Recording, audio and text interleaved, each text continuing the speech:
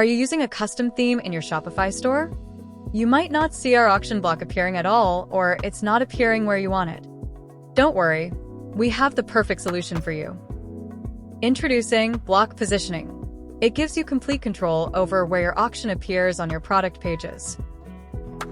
Head to your app dashboard and click on Settings.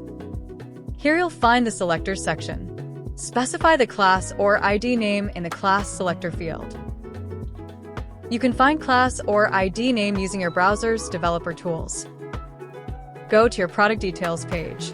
Simply right-click on the element after which you want to display the auction block, and select Inspect. Identify the class or ID selectors in your theme.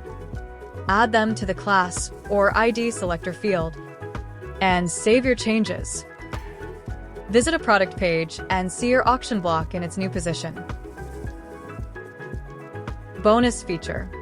Use the Hide Selectors field to hide distracting elements by adding their class or ID names similarly.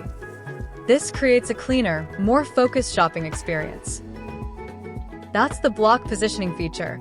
It works with any Shopify theme, and your auctions will always look perfect. Thanks for watching.